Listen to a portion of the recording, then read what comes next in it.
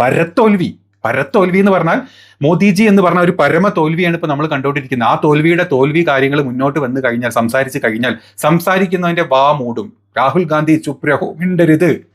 കാരണം നിങ്ങൾ സംസാരിച്ചു കഴിഞ്ഞാൽ മോദി മുള്ളിയ മൂത്രത്തിന്റെ പാട് പുറത്ത് കാണും. ട്രംപിനെ പേടിച്ചിട്ടും എപ്സ്റ്റീനെ പേടിച്ചിട്ടും അല്ലെങ്കിൽ മറ്റ് ചൈനനെ പേടിച്ചിട്ടും ഒക്കെ നമ്മുടെ മോദിജി നിക്കറിൽ മുള്ളിയ പാട് പുറത്ത് വരും. അതുകൊണ്ട് നിങ്ങൾ സംസാരിക്കാൻ പാടില്ല. Now you are going back on your word. So I'd like to know, am I allowed to speak those points or not? माननीय सदस्य, मेरे पास आपका कोई नोटिस नहीं आया है और मुझे नहीं मालूम कि आपका क्या विषय है. ये नोटिस आएगा किसी विषय पर, उसके बाद का निर्णय है. प्लीज आप लोग सभी बजट पर चर्चा करिए. Madam, it is a tradition of Parliament that just as you were prepared to give the floor. माननीय मंत्री जी कुछ बोलना चाहते हैं? माननीय मंत्री, उन्होंने कहा स्पीकर साहब ने कमिटमेंट किया है. രാഹുൽ ഗാന്ധി മിണ്ടാൻ പാടില്ല, ചുപ് രഹോ എന്നാണ് സഭയെന്ന് പറഞ്ഞിട്ടുള്ളത് സ്പീക്കർ. എന്തെങ്കിലും മിണ്ടി കഴിഞ്ഞാലോ ഞങ്ങൾ സഭ അപ്പം നിർത്തി വെച്ചിട്ട് പരിപാടി നിർക്കും. അതായത് സഭ കൂട്ടാൻ എത്ര കോടി ഉറുപ്പ്യ ചിലവായാലും വേണ്ടില്ല, അത് ഈ നാട്ടിലെ പാവപ്പെട്ട 140 കോടി ആൾക്കാരുണ്ടല്ലോ, അവരങ്ങ് പിരിച്ചു തന്നോളും നികുതിയായിട്ട്.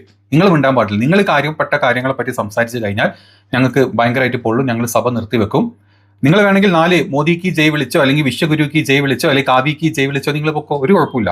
അതല്ലാണ്ട് നമ്മുടെ കർഷകരുടെ കഞ്ഞിയിൽ വന്നിട്ട് അമേരിക്കനെ മുക്കിയതും അല്ലെങ്കിൽ റഷ്യയുടെ കയ്യിൽ നിന്ന് എണ്ണ വാങ്ങാത്തതിനെ പറ്റി സംസാരിക്കാനൊന്നും പാടില്ല. ഇവിടെ എപ്സ്റ്റീൻ ഫയൽസിനെ പറ്റി മിണ്ടാൻ പാടില്ല, നിറവാനന്റെ ബുക്കിനെ പറ്റി സംസാരിക്കാനേ പാടില്ല.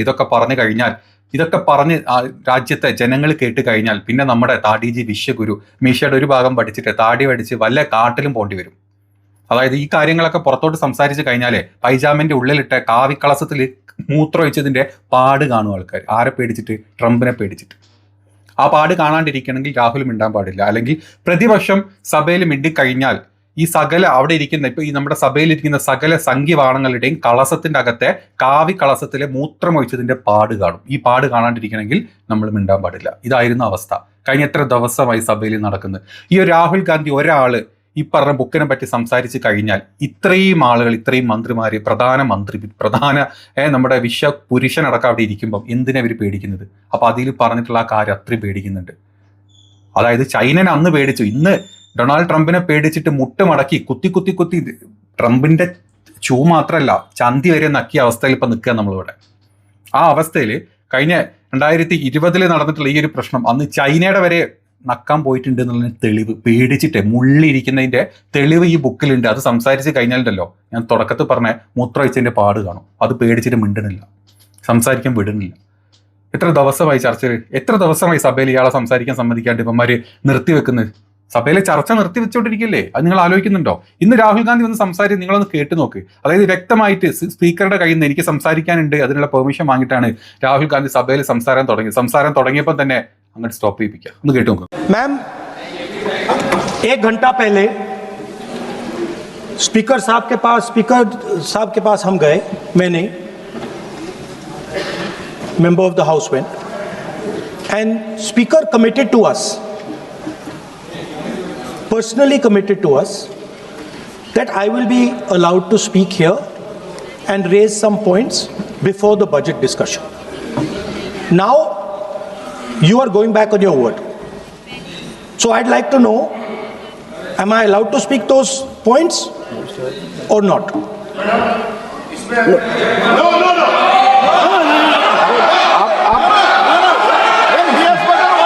माननीय सदस्य प्लीज. ना बोलो. नहीं, वो सुनना नहीं चाहते, छोड़ दीजिए. तो वो अपने आप कमिटमेंट ले लेंगे.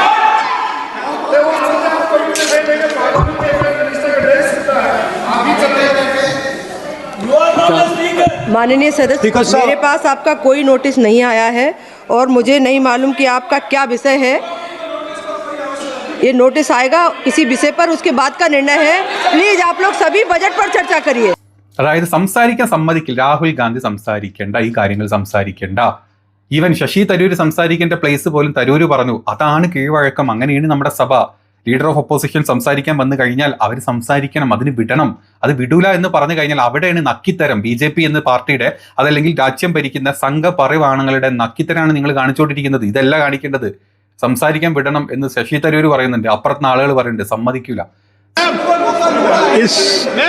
Madam, it is a tradition of Parliament that just as you were prepared to give the माननीय floor मंत्री जी कुछ to बोलना the- चाहते हैं? माननीय मंत्री जी। उन्होंने कहा स्पीकर साहब ने कमिटमेंट किया है സമ്മതിക്കൂല എന്ന് പറഞ്ഞാൽ സമ്മതിക്കൂല. അതിന് ന്യായീകരണം പറയാൻ വേണ്ടിയിട്ട് കേന്ദ്രമന്ത്രി റിജി വന്നിട്ടുണ്ട്, ഒരു മരപ്പൊട്ടൻ. ആ പൊട്ടൻ വന്ന് സംസാരിച്ചതും കേട്ടു. जी ने कहा स्पीकर के चैम्बर में वेणुगोपाल जी थे, मैं भी ज्वाइन किया और हम लोग बातचीत किए हैं।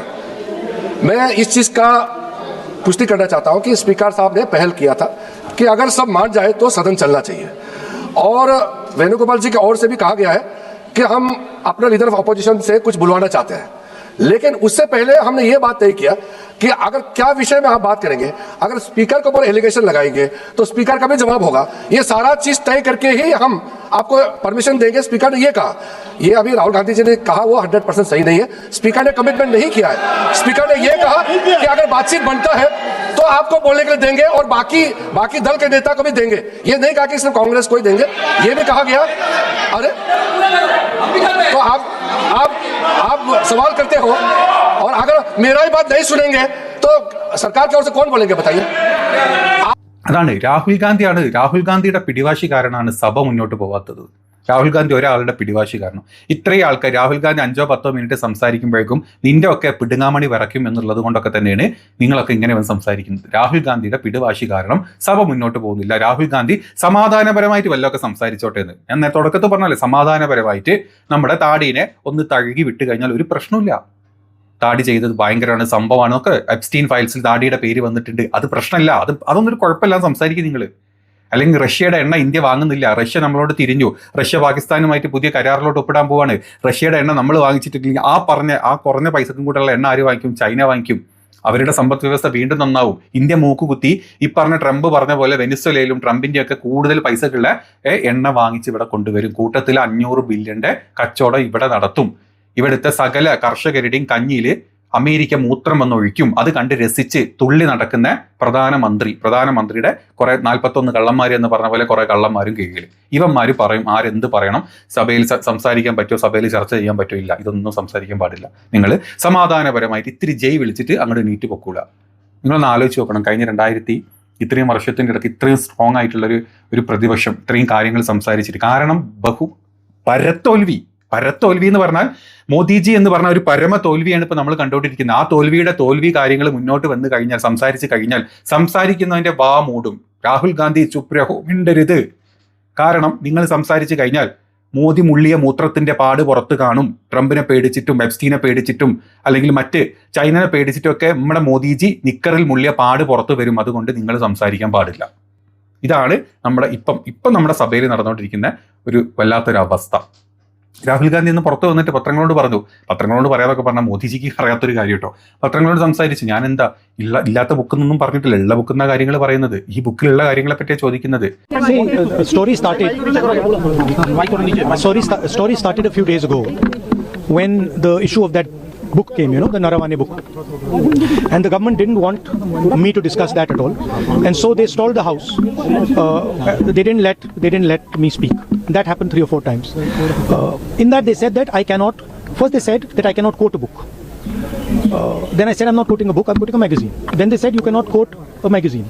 Then I said I'll speak about it. Then they didn't want me to speak about it. They also said, Defense Minister said falsely that the book has not been published. In fact, the book has been published, and we've got a copy of it also. So that is one big issue, not allowing the LOP and the entire opposition to speak in the President's address. Second issue is one of their members spoke quoting books, multiple books, and spoke very vile stuff, and nothing was said. So we don't like the fact that they can say whatever they want, whenever they want, and the opposition cannot. Third issue is suspension of our members. And final issue which we're very disturbed about is this idea that has been floated that members were going to threaten the Prime Minister. There's no question of that. Look, the fact is very clear. The Prime Minister was scared to come to the house. അല്ലെങ്കിൽ രാജ്യം നമ്മൾ കഴിഞ്ഞ ഒരാഴ്ച കൊണ്ട് എവിടൊക്കെ issue നക്കി അതിൻ്റെയൊക്കെ കാര്യങ്ങളെ പറ്റിയാണ് ഞാൻ സംസാരിക്കുന്നത്. അത് പറയാൻ പാടില്ല, പറഞ്ഞു കഴിഞ്ഞാൽ അബദ്ധമാണ്. സംഘിക്കുഞ്ഞുങ്ങൾ അങ്ങനെ മറ്റേ ചാണിട്ട് ഇങ്ങനെ തീറ്റിപ്പോറ്റി കൊണ്ടുവരല്ലേ. ഇടയ്ക്കൊരു ചോറ് അല്ലെങ്കിൽ രാഹുൽ ഗാന്ധി പറഞ്ഞ പോലത്തെ നല്ലൊരു ചോറ് ഇവന്മാരുടെ വായിലോട്ട് വീണ് കഴിഞ്ഞാൽ ഇവന്മാർ തിരിയൂലേ. അതുകൊണ്ട് ആ ചാണകം അങ്ങനെ തന്നെ പോട്ടെ. നമ്മുടെ സഭയിൽ മൊത്തം ഈ സംഘിക്കൂട്ടങ്ങൾ വന്നിട്ട് ചാണകം ഇട്ടുകൊണ്ടിരിക്കും. ഇട്ട ചാണകത്തിനെ പറ്റി ചോദിക്കാൻ പോയി കഴിഞ്ഞാൽ മിണ്ടാൻ പാടില്ല, അവർക്ക് സസ്പെൻഷനും, സഭയിൽ നിന്ന് പുറത്തു പോകണം. ഇതാണ് നമ്മുടെ പാർലമെന്റിൽ ഇപ്പം നടക്കുന്ന കാര്യം. ഇത് കണ്ടിട്ടെങ്കിലും സംഘികളെ നിങ്ങൾ മറ്റ് നിഷ്പക്ഷരായിട്ട് നിൽക്കുന്ന ആൾക്കാരും പ്രതിപക്ഷ പാർട്ടിയിൽ നിൽക്കുന്ന ആൾക്കാരും നിങ്ങളുടെ അഭിപ്രായം പറ, കമൻറ്റ് പറ. എന്താണ് നമ്മുടെ രാജ്യത്ത് നടന്നുകൊണ്ടിരിക്കുന്നത് ഇപ്പം എന്നുള്ളത്. വല്ലാത്തൊരു അവസ്ഥയായിട്ടത്. കഷ്ടം.